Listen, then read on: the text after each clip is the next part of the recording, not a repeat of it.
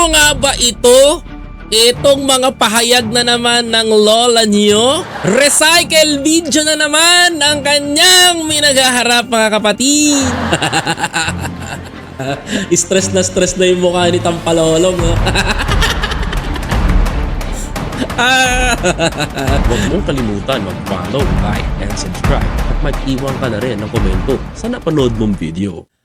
Maharlika Smugs. Ay, si Tampalolong pala to eh, no? Nito, pakalanan ko kaya to na Tampalolong.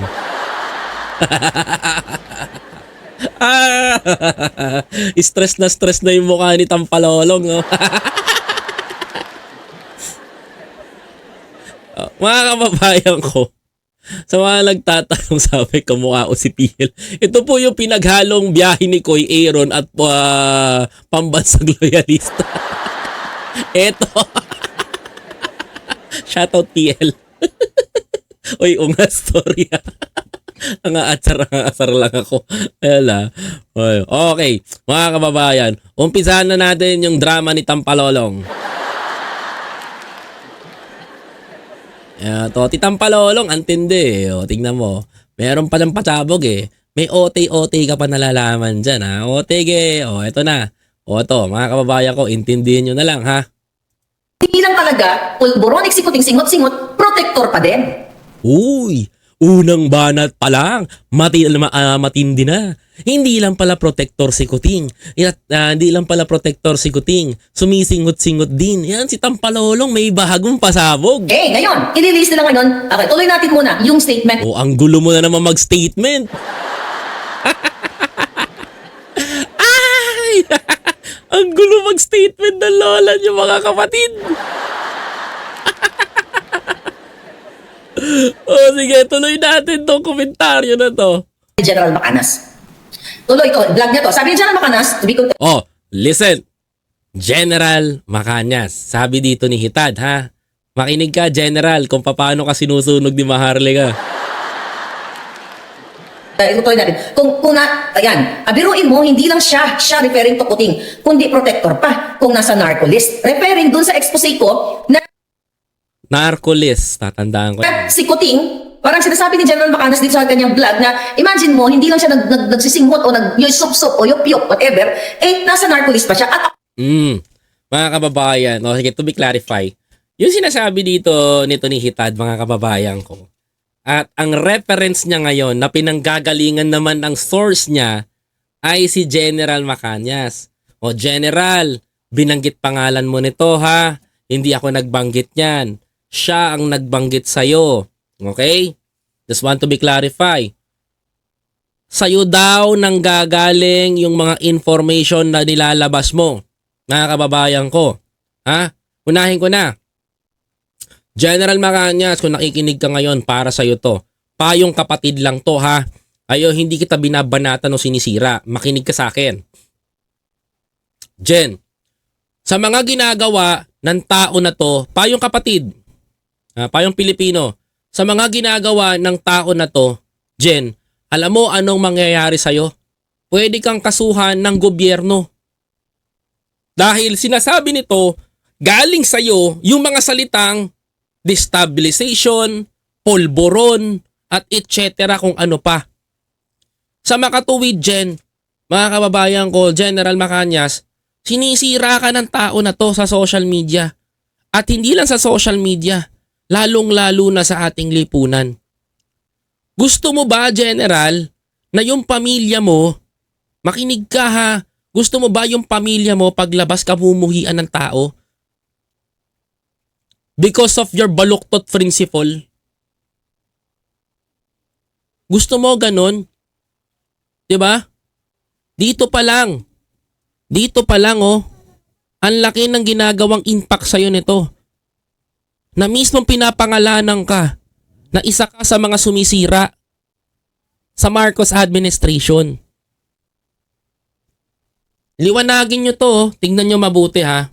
ako po ang unang nagbigay ng information. Dahil hindi, sabi ko, pag ginalagad ako sa korte, malalaman nyo kung sino lahat. Okay? Si kanino, ano ang pinag-ugatan nitong narco list? Kung Narcoles. Bakit kinausap ni Amy Marcos si Pangulong Duterte, nung Presidente si Duterte noong 2017, Alam nyo labasan mo nga kami ng ebidensya na kinausap ni Senator Amy Marcos itong si Pangulong Duterte.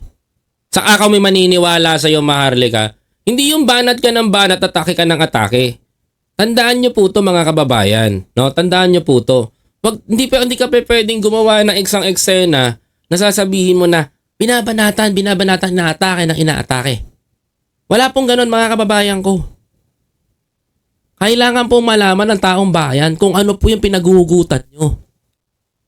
Mga kapatid. Ano po yung pinaguhugutan nyo? Diba? Asan ang ebidensyang kinausap si Pangulong Duterte? Asan yung pruweba mo na kinausap ni Senator Amy si PRRD at lumuhod si Senator Amy kay President Duterte? Sinong resources mo? Sinong nagsabi na naman sa'yo? O baka may nag-text din sa'yo kagaya ni Ka Eric, di ba? Baka gano'n na naman din yan. Kasi hirap nito, paratang kayo ng paratang eh. Di ba? May mamema lang eh, no? dahil nakalagay nga ang pangalan ni Kuting Jr. na isa sa mga narco-politician. O di labas ni Duterte yung narco-politician. Sige nga.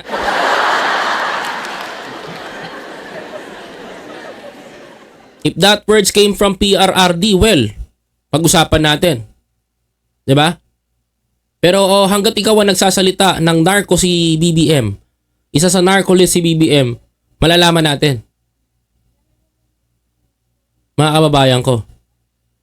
'Di ba? Pero ikaw pa lang yan eh. Maharlika. 'Di ba? Fake news peddler. Tuloy natin. Mga kababayan ko. Okay? So, hindi si General ang original yan. Nag-o-opinion siya dun sa mga vlogs, like yung vlog ko, at Ayan ha. Si General nag-u-opinion daw sa vlog mo. Eh yung vlog mo, ito, ganito na hawa si General. Makinig kayo ha. Yung opinion ni Maharlika, kinukuha ni General. Mga kababayan ko. Pagka-pick up ni General, isasaksak sa mindset sa mga tao. Tama ba yun, mga kababayan ko? Thank you very much for your super chat, Ma'am Pretty. Ma'am Pretty, maraming salamat po. That is the biggest question eh, mga kababayan ko eh. Ang tanong dito, General, tama ba yung kino-content ni Maharlika at gagawa mo ng opinion? Di ba? Pinikap mo yung content niya. Ito nangyari yan eh. Pinikap mo yung content ni Maharlika kaya naging mali ka rin sa content mo. 'Di ba? Imbes na i-debunk mo, ginawa mo, kinampihan mo. Sa mga tuwid, niyakap mo.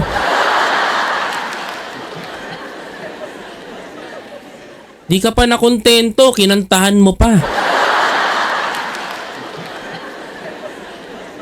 'Di ba? Kantahin ko kaya sa iyo yung My Way. Baka mamaya, hindi nyo na makita to sa social media.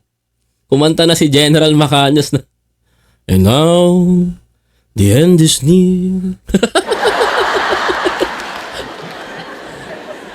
I saw Maharlika, my final curtain.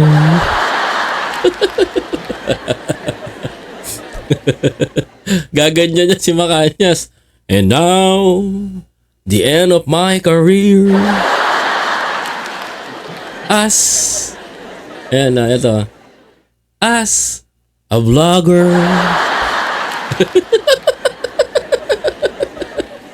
Kakanta na yan.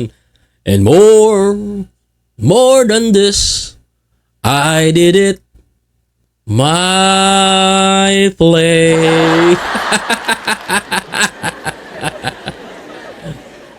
Kasi dire-diretso kakantahan niya ulit si Maharlika. And now, o kaya gano'n, di ba? Baka mamaya marinig ko si General Macañas kumakanta na ng gano'n na end of my career. Dun, dun, dun, dun. Dun, dun, dun, dun, dun.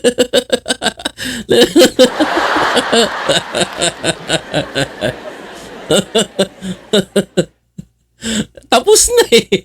Sunog na siya dito, mga kababayan ko eh. Finish na, mga kababayan. Oh, sinunog na ni Maharlika si General Macañas dito, mga kababayan. Kaya nakakaawa yung matanda. Paano ba yan, sir? Wala ka na tuloy sa 2025. Di ka na makakatakbo for General Macañas. Bingo!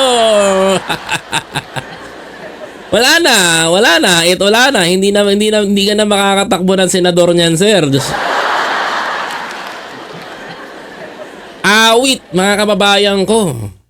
And now, the end is near. I saw your fate. The final curtain. And now, Maharlika, kinakaladkad ka sa kahihiyan. Ngayong gabi na to, ibubulgar ko ang iyong plano. Tatakbo sa 2025 ang general na to. Panis, mga kababayan! Booking!